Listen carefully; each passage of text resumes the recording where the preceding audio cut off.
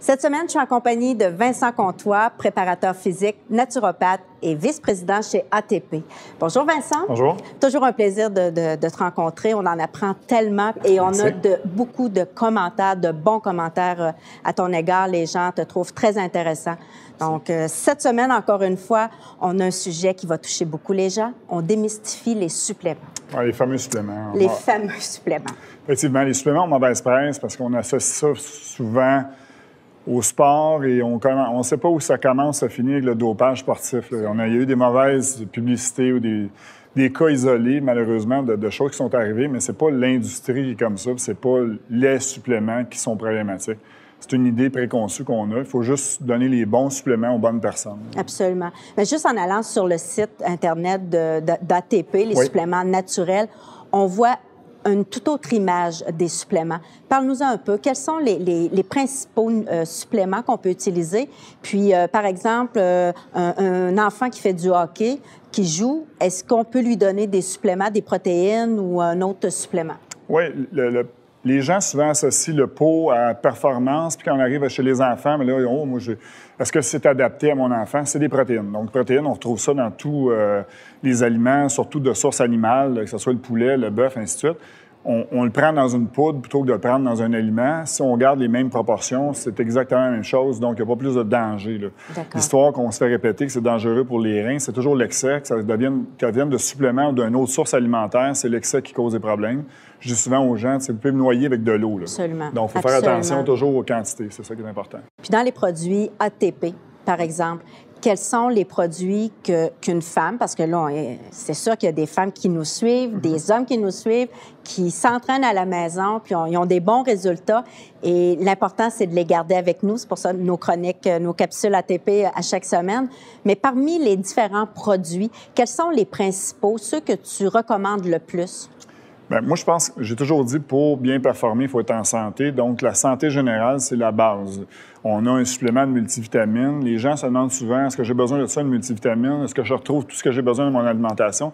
Dans l'alimentation idéale humaine, on a tout ce qu'on a besoin. Mais est-ce que notre mode de vie aujourd'hui est l'idéal? C'est ça la réponse. La réponse pour la plupart des gens, c'est non. Donc, on complémente ce qui manque.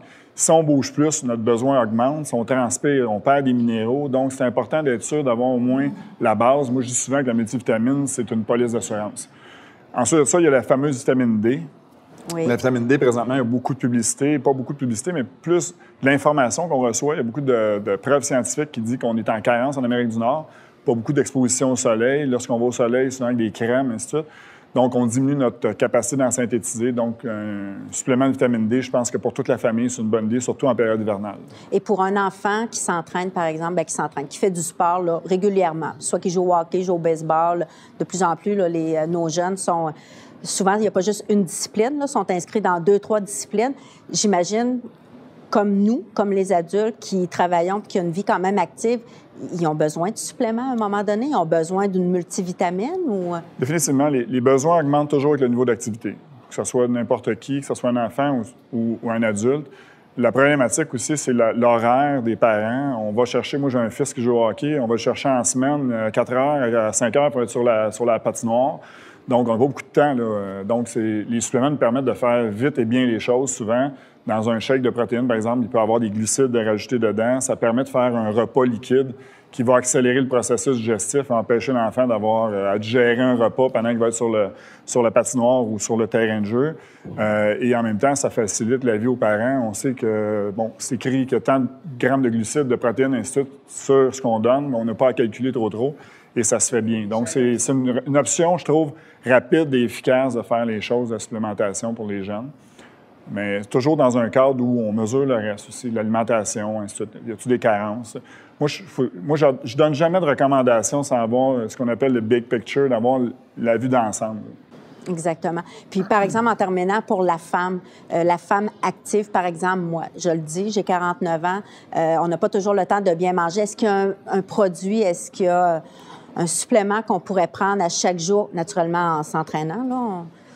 Bien, définitivement, les suppléments pour la femme, bien, c'est les mêmes besoins que pour tout le monde, mais il faut regarder surtout l'alimentation. Lorsqu'on vieillit, la différence, c'est les hormones, encore une fois, le fameux retour hormonal, le vieillissement hormonal.